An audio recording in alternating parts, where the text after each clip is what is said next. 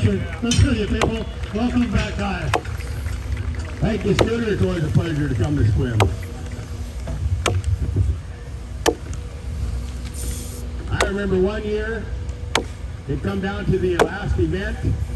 It was raining so hard, 2 lonely fans were still in the stands, but that beer garden under the tent was jam-packed.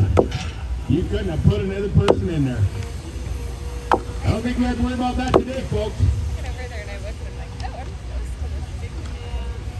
You want to try swinging off, or you just want to beat it and get the back?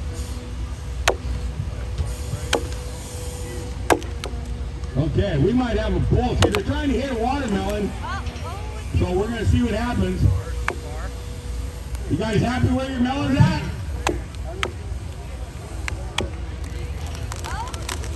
Here it comes. Oh, they got it! Well, look at that.